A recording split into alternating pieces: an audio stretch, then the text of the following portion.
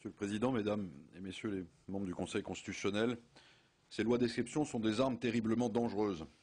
On les bâcle sous prétexte d'atteindre une catégorie d'hommes spécialement en butte à la haine ou à la terreur du public, puis on glisse sur une pente presque irrésistible. Il est si commode, d'interprétation en assimilation par d'insensibles degrés, d'étendre les termes d'une définition élastique à tout ce qui déplaît, à tout ce qui, à un moment donné, pourrait effrayer le public. Or, qui peut s'assurer d'échapper à cet accident? Ces mots ont été écrits par Francis de Pressensé, ce diplomate converti au dreyfusisme qui fut le fondateur de la Ligue des droits de l'homme, après le vote des 3 lois de 1893 destinées à réprimer les menées anarchistes et qui sont passées à la postérité sous le nom de lois scélérates. Par vanité ou par amnésie, notre époque ne se fit guère au précédent. Notre législateur aurait pourtant dû s'y reporter. Il aurait trouvé les mêmes textes, qu'on croirait écrits par les mêmes bureaux, demandés par la même opinion, les mêmes juges et la même police. Et encore la loi la plus dure, celle du 18 décembre 1893 sur les associations de malfaiteurs, qui est, si je puis dire, la mère de celle dont vous êtes saisis, va-t-elle nettement moins loin? Elle aussi veut traiter le cas du loup solitaire anarchiste, mais elle existe davantage de preuves tangibles d'adhésion effective que n'en requiert le texte actuel. Si bien que vous avez à statuer sur une loi de circonstance pure et parfaite, qui renvoie dans l'archéologie de la répression ces lois de 1893 qui avaient si fort indigné Léon Blum, qui écrivait alors sous pseudonyme dans la Revue Blanche ces mots qu'il est étrange de relire aujourd'hui. Tout le monde avoue que de telles lois n'auraient jamais dû être nos lois, les lois d'une nation républicaine, d'une nation civilisée, d'une nation probe. Vous avez à statuer sur une loi qui, bien loin de se fonder sur aucun principe, les répudie tous ensemble, parce qu'elle veut simplement tracer ce pointillé autour du mal terroriste, selon lequel la police et la justice pourront ensuite découper la poursuite. Et qu'importe si, après cette opération, il reste au centre du tableau un vide constitutionnel où le pire pourra s'engouffrer, les grands principes ayant disparu dans l'exercice. Les nouveaux articles 421.2.6 et 421.5, et surtout le 421.2.6, sont tout entiers inspirés par la même démarche casuistique que celle de 1893, une démarche qui consiste à réprimer les auteurs d'actes terroristes, et l'on sait parfaitement lesquels, mais sans les décrire et sans les nommer, et à paraître organiser ce dispositif sans manquer à nos idéaux. À la fin, le législateur, par un système dont la cautèle saute aux yeux, a permis un contrôle social si vague qu'il est pratiquement totalitaire. La loi, écrivait Léon Blum à l'époque, avec sa cruauté intacte, a conservé son caractère d'hypocrisie équivoque qui y a volontairement introduit le gouvernement. Il suffit de lire ces articles, et d'abord le 421.2.6, pour voir qu'il est, comme on dit dans les films, inspiré de faits réels. Le législateur n'a posé aucun principe. Il a pris, ou plutôt l'administration lui a fourni, des cas pratiques d'attentats et les portraits de leurs auteurs. Et sur ce canevas, il a brodé ce dispositif.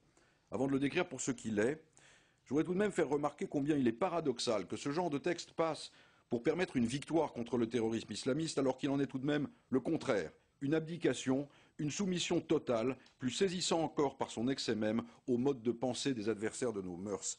Il aura donc suffi de quelques attentats pour qu'un Parlement français répudie notre tradition et, plutôt que de pousser l'administration à plus d'efficacité, abdique les libertés du citoyen. La rédaction même dégagerait un fort effet de comique burlesque si les conséquences n'étaient pas si graves. On fait semblant, à l'aide du vocabulaire technique habituel, d'établir des règles alors qu'on passe un calque sur le réel.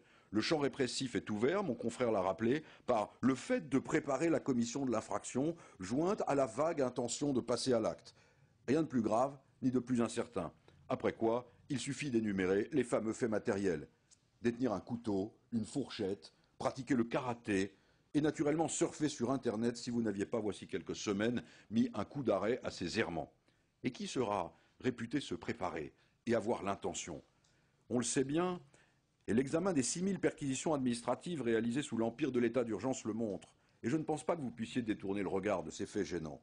Il y a fort à parier que le marquis de Chasseloup-Laubat, s'entraînant à l'escrime dans l'espoir de perfectionner son fameux traité, ne sera pas réputé a priori coupable de vouloir dynamiter Notre-Dame. Mais il est sûr que Mouloud, s'il coupe sa viande avec autre chose qu'une cuillère en bois, est inscrit à une salle de boxe et surfe malencontreusement sur Internet, aura toutes les peines du monde à se défaire de son filet jeté sur lui.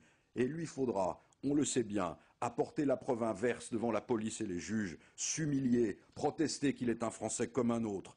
Je ne pense pas que les concepteurs de ce texte l'aient ignoré. Et c'est la raison pour laquelle sa lecture fait naître, je n'hésite pas à le dire, un vif sentiment de honte. Mais au-delà, il fait naître aussi un vif sentiment de stupeur, chez tous les Français sans distinction d'origine, qui se verront bientôt, par crainte de la police et du juge, assigner désormais à la blédine plutôt qu'à la viande, à la cuillère en bois plutôt qu'à l'opinel, à la pétanque plutôt qu'à la savate. Et c'est cela, en vérité, qui se cache derrière les discussions techniques sur le vague des faits déclencheurs, l'imprécision des critères et l'impossibilité des contrôles effectifs. C'est toute une société qui bascule sous la coupe des corps d'État qui avait pour but de lui procurer la sûreté et qui, désormais loin de la servir, se la subordonne pour mener un combat chimérique. Ce combat n'est pas chimérique à cause de ses buts, qui sont éminemment respectables. Il l'est à cause des moyens qui s'y trouvent employés. Et au-delà même du texte, il me semble relever de votre office de rappeler au législateur que sa mission n'est pas de se faire la chambre d'enregistrement des instruments publics d'une répression nécessaire, mais qui ici se trompe entièrement d'objet. Et qu'on n'aille pas dire que l'honneur est sauf, puisque toute cette activité répressive se trouve placée sous le contrôle du juge judiciaire, gardien des libertés. Gardien des libertés, le juge judiciaire ne l'est que pour autant que les droits constitutionnels lui sont rappelés de temps à autre, et par vous en premier lieu. C'est notre grand avantage sur nos devanciers de 1893 que de pouvoir plaider devant vous. Le juge, même le mieux intentionné, ne peut garder aucune liberté qui soit à partir de l'intention sans preuve ou de la, je cite, préparation à la commission d'actes terroristes. Et si vous manquez à le lui rappeler, il sera tout autant gardien des libertés qu'en son temps Anatole Debler, au pied de sa funeste machine, aurait pu être qualifié de gardien de la vie. De cela, aucun de nos prédécesseurs, et même les plus répressifs, n'a été ignorant. Ni Bouchardon, le magistrat instructeur des procès de la Grande Guerre et accusateur de Laval, déplorant dans ses mémoires l'insuffisance des garanties dans les procès criminels, ni l'avocat général Servan, qui ne passerait pas de nos jours pour un humaniste, et qui, cité par Hugo vers 1830 sur une question absolument analogue, disait « Nos lois pénales ouvrent toutes les issues à l'accusation et les ferment presque toutes à l'accusé ».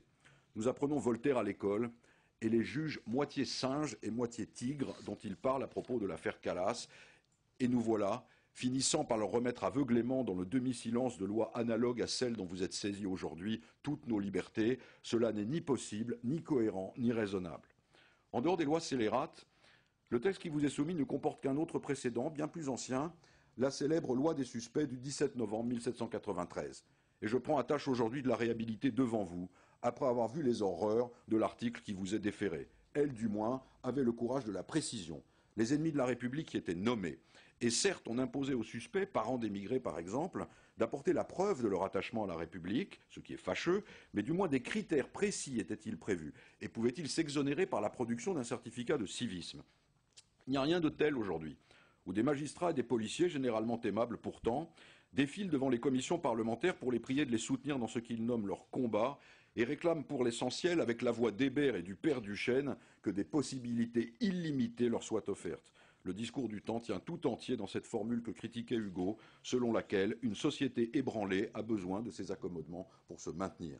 Mais c'est une illusion dangereuse, parce que ce que montre la mécanique du texte, c'est que les accommodements ne maintiennent rien, et davantage achèvent, mais sur une large échelle, l'œuvre de destruction commencée par les terroristes, et qui n'aurait aucune chance de succès si, par un paradoxe accablant, nous n'étions pas venus à leur prêter nous-mêmes la main.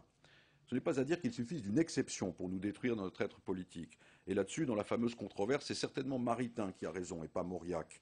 Mais la disposition qui vous est déférée aujourd'hui va très au-delà de l'exception. Elle ne suspend pas temporairement ces principes fondateurs que sont la liberté d'opinion ou le principe de l'égalité des délits et des peines. Elle les fait tout simplement disparaître.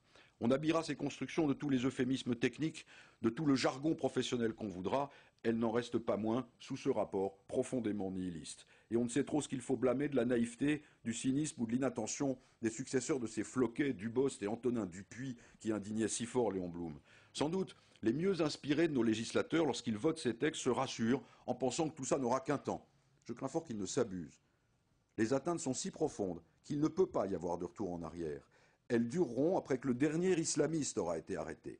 Elles s'appliqueront selon les humeurs du temps à d'autres objets de la vindicte générale, et peut-être cette vindicte sera-t-elle alors moins justifiée qu'aujourd'hui. Les principes ne sont pas comme des barrières qu'un chef de gare parlementaire pourrait lever ou abaisser à son gré. Et ici d'ailleurs la métaphore clinique est plus utile que la métaphore ferroviaire, parce que corrompre les principes, c'est introduire dans notre vie collective un ferment de décomposition dont nous ne connaissons pas l'antidote, ou plutôt si nous le connaissons, l'antidote c'est vous. C'est bien parce qu'ils ont voulu que soient tracées des limites infranchissables que les constituants ont écrit ce magnifique préambule de la Déclaration relatif à l'oubli et au mépris des droits imprescriptibles de l'homme, dont les conséquences sont si graves qu'il fallait bien qu'un texte les rappelât aux gouvernants afin que personne ne pût s'y tromper. Une telle attitude ne procède pas de je ne sais quel idéalisme niais, mais du plus grand réalisme qui soit. On le voit bien aujourd'hui, où nos principes les plus éprouvés sont prêts de céder alors même que nous ne connaissons ni la guerre, ni l'occupation étrangère. Je voudrais insister sur un second point. La disposition qui vous est déférée n'a pas seulement pour effet de suspendre nos libertés politiques en les subordonnant à ce que la doctrine a pu appeler, pour la stigmatiser d'ailleurs, la doctrine pénale de l'ennemi. Elle va beaucoup plus loin et atteint dans son fondement même l'idée fondatrice de notre droit pénal, qui a été rappelée par mon confrère et qui est qu'avant l'acte criminel, il n'y a rien. Bien sûr, lorsque l'acte est commis, on recherche l'intention. Mais avant qu'il soit commis, au moins dans la forme du commencement d'exécution, il n'existe que des citoyens comme les autres, des citoyens innocents. Rompre avec cette conception, c'est faire de tout citoyen un délinquant, un criminel en puissance, c'est organiser la société précaire du soupçon, de la surveillance et demain de la rétention généralisée, ou pire encore. On reste stupéfait par la facilité avec laquelle le législateur a cru pouvoir s'écarter du seul principe qui garantisse de manière absolue notre dignité de personne. Pendant 40 ans, dit le coupable de la lettre à mon juge de Simon, pendant 40 ans, comme vous, comme les autres, j'ai été un homme libre. Personne ne se doutait que je deviendrais un jour ce qu'on appelle un criminel. Autrement dit, je suis en quelque sorte un criminel d'occasion. Tout notre droit criminel, depuis le Moyen Âge, repose sur cette idée du criminel d'occasion, qui seul garantit nos libertés. Et voici qu'on nous propose soudain de l'abandonner comme surpris au coin d'un bois. Et ce n'est pas tout de traiter avec mépris, comme on le fait parfois, de droits de l'homiste, tous ceux qui n'ont pas renoncé à l'espoir d'une société juste. Encore faudrait-il avoir lu les bons auteurs et compris qu'ils avaient, en leur temps qui n'était pas moins difficile que le nôtre et moins dangereux, prévu ce qui nous arrive aujourd'hui. Hugo, plaidant tout à l'heure, je l'ai cité, pour la liberté d'opinion, s'élevait contre les esprits forts qui écartent en un revers de main, je cite, ces démagogues qui s'appellent Beccaria, Montesquieu, Turgot et Franklin, et que l'on nous permettra, je l'espère peut-être, quelles que soient les dispositions votées par notre Parlement, de continuer à préférer aux substituts Pinard et aux capitaines Hurluret. Face à ces atteintes, la défense du gouvernement, dont il est assez difficile de savoir ce qu'il déplore et ce qu'il approuve, et fait souvent de lui le disciple des mystères de Cocteau, paraît d'une insigne faiblesse. Le gouvernement relève d'abord la particularité de l'acte terroriste. Mais il n'y a pas de particularité par nature de l'acte criminel. La démocratie, c'est son essence, réprime les actes qu'elle prend à tâche de nommer en fonction de ses seuls principes. Le Parlement, par conséquent, n'est pas une chambre d'enregistrement des désirs professionnels de la police et des juges. En juger autrement, c'est subordonner la République à ses ennemis et leur conférer une dignité conceptuelle qu'ils ne sauraient avoir. Aussi bien d'ailleurs n'y arrive-t-on jamais entièrement, du moins tant que les principes n'ont pas disparu. Alors on ruse, on essaye de contourner. Et à la fin, ni les principes, ni l'efficacité n'y trouvent leur compte. Lorsque le Parlement a réintroduit, quelques heures après que vous l'ayez annulé, la disposition relative à la consultation des sites terroristes, il n'a pas seulement donné un témoignage éclatant du mépris dans lequel il tient en ce moment votre office. Les débats devant la commission mixte paritaire étaient plus intéressants encore. Ce n'était que travail de bureaucrates, essayant de nommer, de redéfinir, de contourner, afin d'éviter une censure ultérieure sans rien changer au fond, et sans que personne, je dis bien personne, le journal officiel en fait foi, ne s'interroge jamais ni sur les principes, ni sur le raisonnement qui avait en profondeur motivé votre décision. Le deuxième argument du gouvernement, qui reconnaît volontiers que sa liste à la Prévert de faits matériels ineptes, innocents en eux-mêmes, ne suffit pas, c'est qu'il faut que l'intention soit prouvée. Mais comment le serait-elle avec cette certitude? Des faits matériels inexistants et une intention vague, là-dessus, on n'en saura pas davantage, et il faudra bien s'en remettre au juge, qui sera, on s'en doute, fort satisfait d'exercer un arbitraire qu'il a, en pratique, sollicité et obtenu du Parlement.